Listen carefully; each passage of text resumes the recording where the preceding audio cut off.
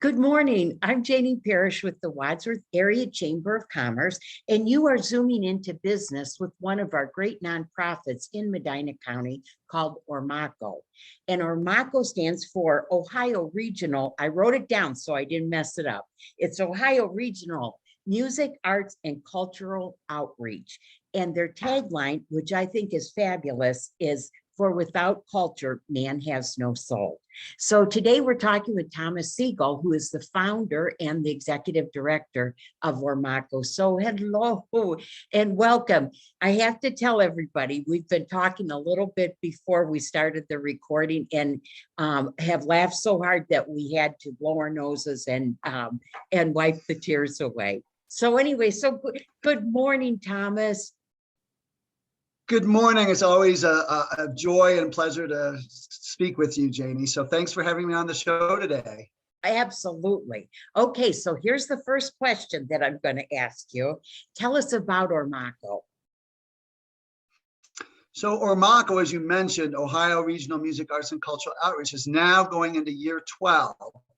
And the mission of the organization is to make music, arts, and culture accessible to all, but we focus on programming for underserved, disadvantaged, and rural populations. Now, what's so unique about ORMACO? I think I know what's so unique. My husband's on the board of ORMACO, and Thomas was a chamber board of directors for 6 years. And so we've gotten to know ORMACO, but tell us about what is so unique about it.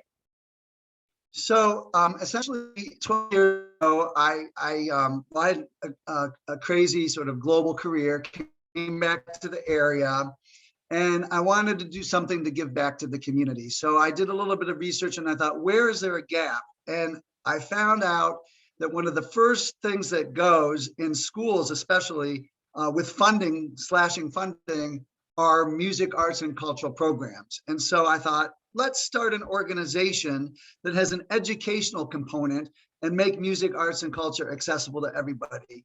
So what makes us different is that every program that we do has an educational component. So for example, when we go into the schools with our World Tour of Music program twice a year, we provide the teachers with curriculum notes in advance to prep the students and give them a context for what will unfold during the week when we have these 1-week World Tour of Music residencies, as an example. So I know I've been with you for Jazz Under the Stars on the Square Medina, and I've been at the library in Wadsworth while you've brought your musical groups in. Yeah, so we have different components to our program. And again, these have all sort of evolved organically over the years. You know, you don't know whether a program will be successful or not. And so, as you mentioned, we have a wonderful collaboration with the Wadsworth Public Library, where we do a monthly Sunday concert live at the library. So that's a great partnership in Wadsworth. We also have our Jazz Under the Stars and Opera Under the Stars on the Square in Medina. Again, we'll be entering year 12 this summer, bringing top-notch free professional jazz concerts and one Cleveland Opera Theater performance every summer. And those concerts now have become really are part of the cultural fabric of Medina County. And we're bringing in people from all over that anticipate and look forward to those programs.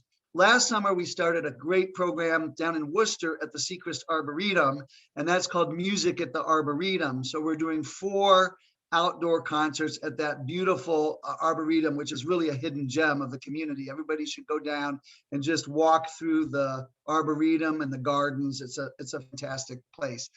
What do we do? We also do in Medina County, we do songwriting for at-risk youth programs. We collaborate with the Medina County Police Activities League for after-school free guitar, steel drum, and percussion lessons. But unfortunately, due to COVID, those are all on hold. They're still on hold.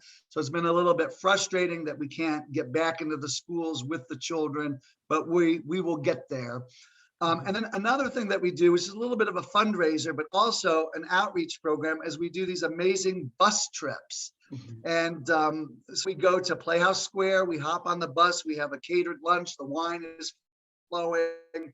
We do a trivia quiz. We go up, we see a show, get back on the bus, chocolates, cookies, more wine, and it's just so much fun.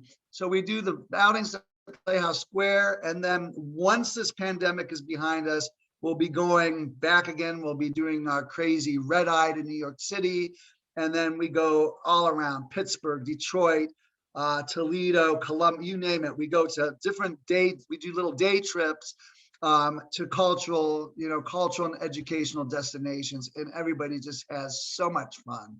And I can attest to that. Yes, so much fun. There's so many great things that you do, Thomas, but especially on those bus trips, how fun is that? And the best thing, well, there's everything about that day is fabulous, but to be dropped off right at the front of Playhouse Square, be picked up right in the front of Playhouse Square and head on home with the wine flowing. How fun is that?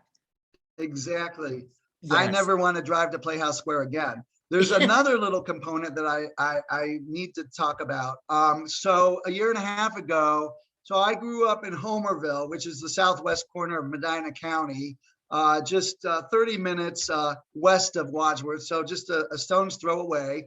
And sort of made full circle. I found a lovely 10-acre property, which I'm actually converting into an educational and cultural center. So it is now the home of ORMACO, and I've given it a name, which is Heartland. So heart from the heart, art, because we're producing art, and land because we're in the country on the land. So Heartland is the name of the new place, the 10-acre property in Homerville, and we're doing concerts in the country. So that's another fun component. And then there are opportunities too, if any business wants to come out and do a little corporate retreat or leadership training or any type of program, the property is available for people to come out and enjoy.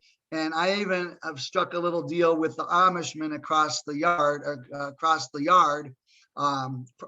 to do Amish buggy rides. So that's something that they normally don't do, but I've struck up a little relationship across the street, and people can come out and do little buggy rides as well. So it's really exciting.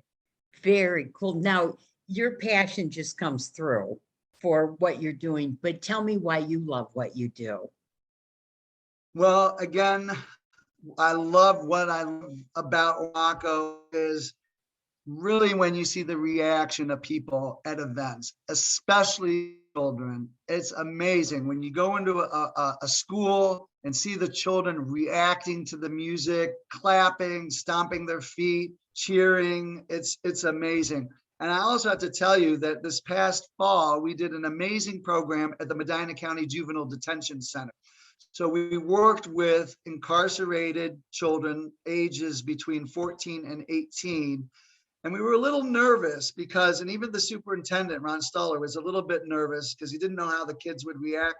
Those kids were so absorbed and so interested, and it was Italian music that we were talking about.